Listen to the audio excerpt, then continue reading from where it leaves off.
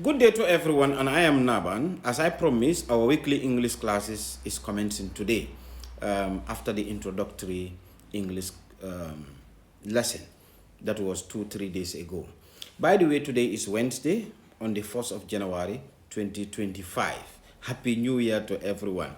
And our topic, we're going straight to it. Perhaps this is going to be part one, and there'll be part two and part three because essay is a little bit wide. And then we are not going to deal with all types of essays today. We are only going to deal with narrative essay. The word narrative simply means to rehearse, to recount, to recite, to explain, to discuss, of course, in detail. And I want to give a little preamble about this introductory point.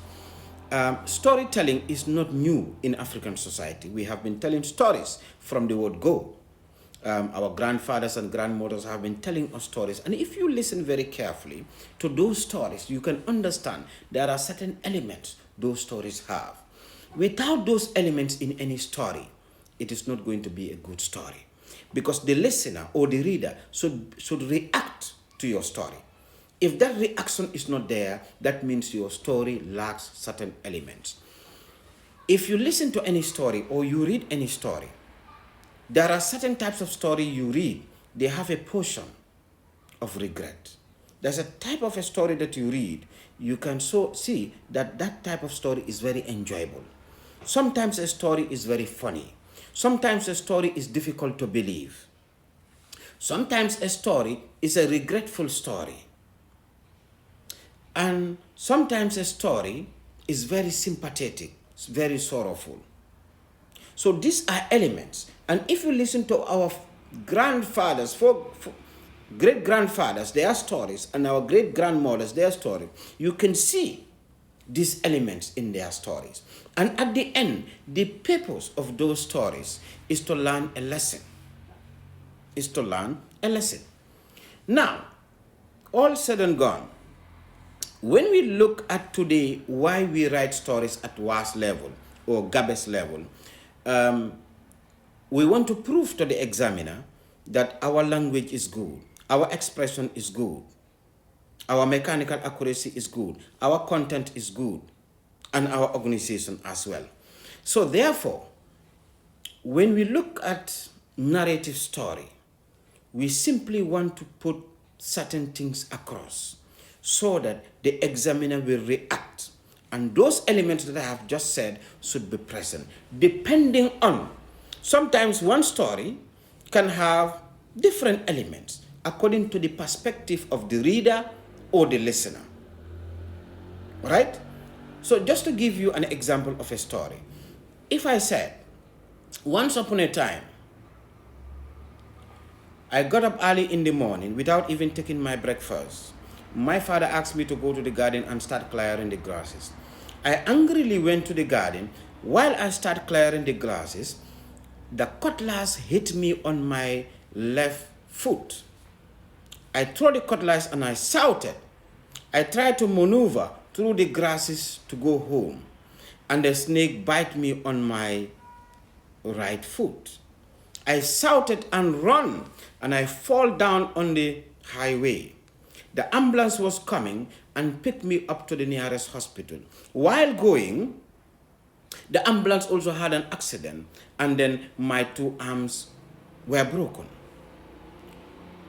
While arriving at the nearest hospital, and the doctor diagnosed me, check me up, and then do whatever necessary.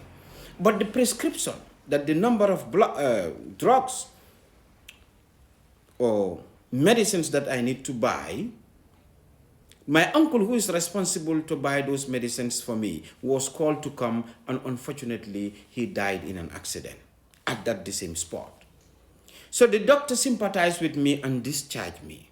While arriving at home, I found my dog lying down dead because of hunger. For all that particular day, my dog didn't eat. Entering in my room, about to relax, my telephone rang. And my best friend was calling me, and he said the examination results were out, but I came out with last. Oh, what a day is this. Now, by listening to this story, according to the perspective of the listener or if it is written down according to the perspective of the reader, he might say, this story is difficult to believe. Some will say, well, this story is very interesting. Some can say, well, it's very funny.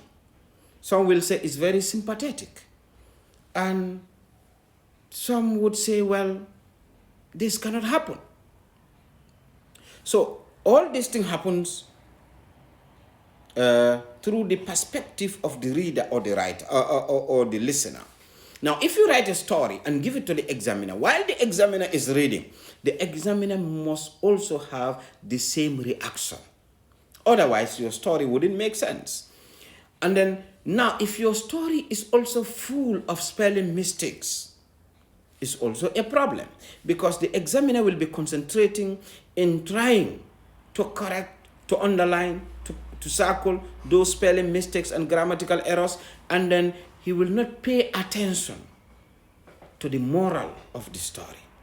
But if your story, the content is good, the organization is good, the expression is good, the mechanical accuracy is there, now as the examiner is reading through it, he will not be underlining and circling those spelling because they are not there or they are very minimal. So you will force the examiner to read through, and at the end of the reading, the examiner will react, will feel sympathetic, or will say, oh, this story is very enjoyable, or this story is very funny, or this story is difficult to believe, or this story is very interesting, or is enjoyable. It depends on the reader or the listener. Now, narrative stories that we normally see at WAS level, here is an example. For example, this is very common in WAS level. They will say, write a story that ends with the statement, had I known, I would have listened to my mother's advice.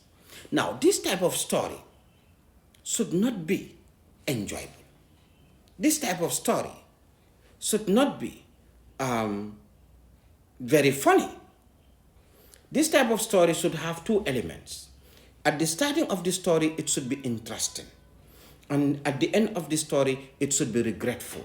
And the whole story should have been a lesson to be learned from it. Because had I known, I would have listened to my mother's advice. If you hear anyone saying that, that means the person regret not to follow the advice of the mother. So in part 2, I am going to narrate a story to you that will be a story of regret.